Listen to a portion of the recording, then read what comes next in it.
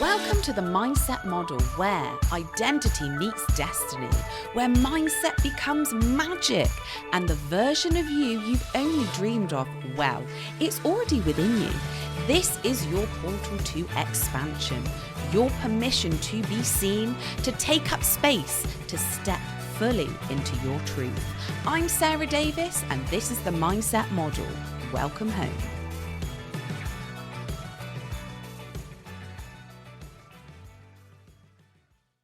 Hello, everyone, and welcome back to the Mindset Model podcast, the space where we rise, dream bigger, and become the fullest expression of who we are meant to be. Now, today, I want to talk to you about one belief that keeps so many of us stuck, overwhelmed, and running on empty. And this belief sounds a little bit like this: I'm too busy and I have to be busy to be worthy. So, first of all, the truth is, I'm too busy. I have to be busy. Busy is a story. And like any other story, it can be rewritten. And there's a reason why we need to rewrite the story, which I'll tell you about in today's podcast episode. So we're going to be flipping that script. We're going to be moving from I'm busy to I prioritize my well-being.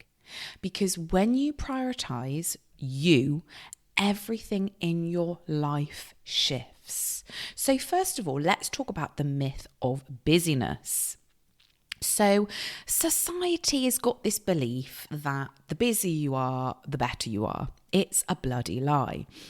And a lot of people see being busy as having a badge of honor. If your calendar is full and you're rushing around or doing one thing to another thing, moving on to the next, it somehow means that you are important or successful. But being busy is not a measure of success, and it's often a sign of disconnection from what truly matters to you. So when we say I'm too busy, what we're really saying is I have given my power away to everything except myself. I know, doesn't that message hit hard? And the thing is, that is okay. There is no shame in it. We've all been told and conditioned to be this way, and I am guilty for this. And I thought this for the majority of my life. But today, we're going to become conscious of this, and we're going to be aware, and we're going to challenge this, because prioritizing your well-being is power, okay? This is not being selfish, it's not lazy, and it is not fucking optional. This is an act of self-respect. Prioritizing your well-being is self-respect. So imagine if you started treating your rest, your peace, your joy as a non-negotiable meeting in your calendar. Imagine that. What would shift? How would that feel? So let's have a little look at what happens when you actually prioritize your well-being. So first of all, your energy does expand. A lot of people I know are saying things like, I feel so tired all the time, I feel so drained, I feel so lethargic, and there's, various reasons for that. But one of the reasons is you're pouring your energy into being busy doing things that don't serve you or don't light you up or are massively draining. So if you think back to a time of where maybe you were on a day off or you're on holiday and you did some lovely things that made you feel good, you actually notice the energy starts to expand, and the next day you feel so good. Like, think back if you have a holiday off work and then the first day that you come back, you just feel so good. You feel clear. You feel energized. I mean, that probably lasts for about 2 days, let's face it. But this is the point of the story. It does expand your energy when you take time for yourself. The next thing, your creativity flows. And this is so important for my beautiful creative people out there, which is all of you, because we are all creative. It's just a lot of us have shut off our creativity to fit into society expectations. But anyway, that's a story for another time. So, creative people are being run into the ground by their 9-to-5 conditioning. When you're rushing around, you can't actually connect to your intuition. Intuition is one of our most powerful modalities, and it's where creativity is found. It's where you actually connect to your higher self. And in fact, when you are busy, this actually puts your nervous system into fight or flight mode, which means all of the blood rushes from your brain to your limbs so you can run away. This is a scientific fact. This actually happens. So when you are in fight and flight, you basically get dumber. Yes, you get dumber. Can you see how counterproductive it is? The busy, running around, rushing around, you're getting dumber. I know. Also, your relationships deepen as well. So how many of us argue when things are busy and stressful, you're not prioritizing yourself, and even the smallest little thing in a relationship, whether that's with friends or a loved one or family, it pisses you the fuck off. And it's really nothing that's going on, but it's just because you are so stressed and busy. And the pressure that it puts on relationships is just crazy.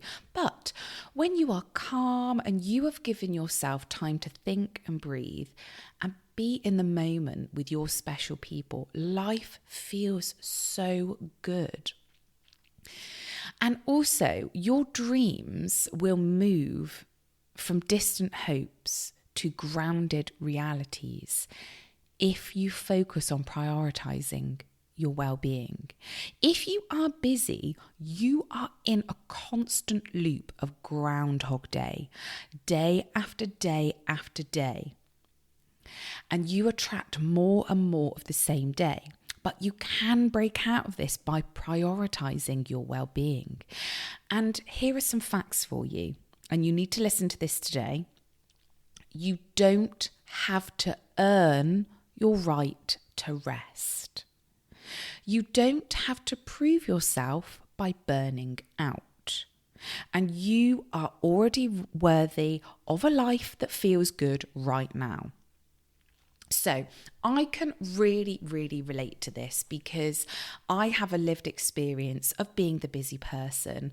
I used to think having 5,000 things on my to-do list and then completing them made me a really special person that deserved to then have rest. But it's so counterproductive. I used to burn myself out, and it had such a negative impact on my health, my relationships, and it just felt bloody shit. And, at the moment, where I am, I have a full-time job that requires a lot of brain power. I drive nationally all over the country. I'm also in the process of writing a very amazing book. And of course, I am just about to fully launch my amazing business, the Mindset Model. So that is all go, go, go. Plus all the other life stuff like the gym, married life, keeping a house together, cooking dinner, things like that. But I have found a way to prioritize, which I will go to in a second. But anyway, before I get into that, something really interesting popped up a couple of weeks ago, which I've never experienced before. I was like, ooh. So throughout my working career, I have enjoyed, the jobs that I've done. They've been good, but I've not been like, oh my God, I love this so much, I can't wait to go to work. Very, very rarely, unless there was like a fun event or like a team building day. Otherwise, I'm like, yeah, it's work, got to do it, got to pay the bills, blah, blah, blah. Anyway, I'm in a position now where it's gone completely the opposite. I am just obsessed with my business, the mindset model, like obsessed. And I have never, ever, ever, ever felt this way about a career or a business. And I am just in my element. My brand director feels the same. We were laughing the other day because she was like, Sarah, I've literally been awake since 11 o'clock at night, coming up with all these ideas. She now sleeps with a notepad next to her bed in case she wakes up in the night with ideas. And I'm like, yeah, same. Literally, I am waking up at like 4 a.m., 5 a.m. because I have these ideas. I get these creative bursts and it is so exciting. But there is also a slight danger in this as well. And I know that a lot of other entrepreneurs and business people can really, really resonate with this. Even if you love what you're doing so much, it's still important to prioritize your well-being. So I booked a week off work, off my normal, sort of 9 to 5 job. And I was like, right, I'm going to use this week to work on my business, go full in on it, no distractions from work, and I'm just going to do everything and it's going to be amazing. And I thought, I have to stop because I will end up burning myself out and I have to practice what I preach. So instead of dedicating this whole week to growing my business and doing all of the final things before the launch, I actually took some time off, which was so hard. So bloody hard. And I mean, there may have been the odd idea and YouTube video that I may have recorded, but predominantly I spent this time doing the things that I love, things that light me up, such as being out in nature, going bird watching, wildlife watching. I had a beach day. I went to the seaside. I went in the ocean. I had an ice cream, listening to the ocean waves. It was magical. And then I had a spa day, not just a spa day, I had a luxury spa day.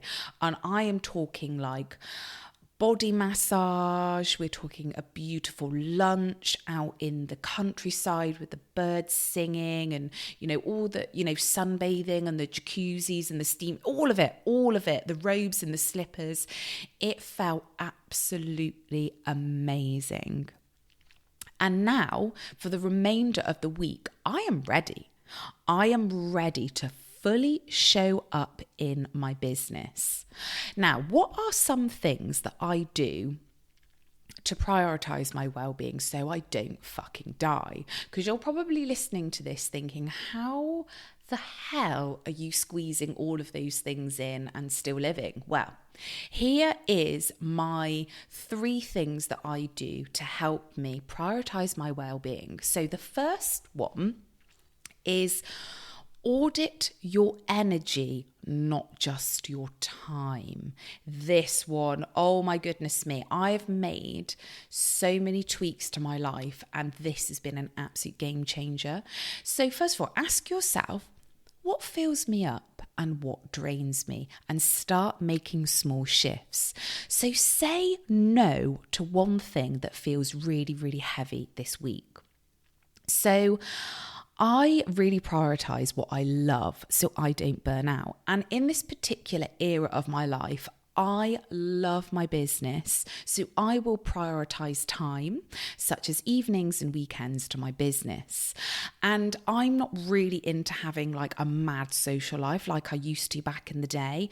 I'm okay to go for the odd coffee here and there, but anything else is just not in alignment with what I want to be doing at the moment.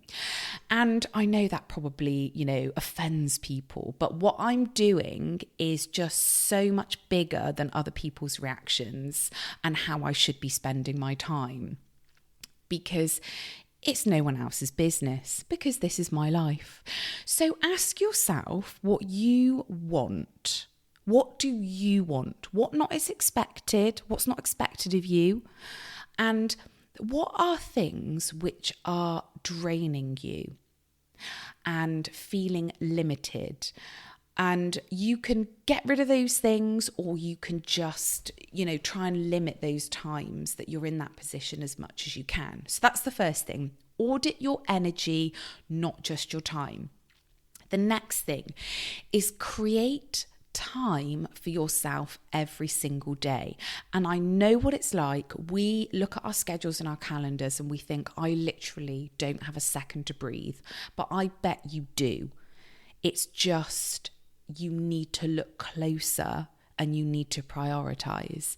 So even if it is just 5 minutes of stillness a day, whether you can go outside, breathe, whether you can have a little bit of a dance in the kitchen or listen to some music in the car. This really, really matters. And even that 5 minutes you can spare yourself will just really help you to collect your thoughts. And then also, the final thing that I do is actually I change my language. And when I catch myself saying, oh my God, I'm too busy, I get into a bit of a panic. I pause, I breathe, and I reframe it. And I say, I'm choosing what aligns with my well-being. It just feels so much better. It really helps the subconscious mind.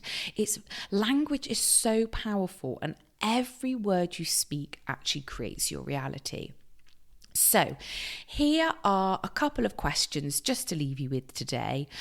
What would my life feel like if I believed I always had time for what truly matters? Oh, that would be amazing.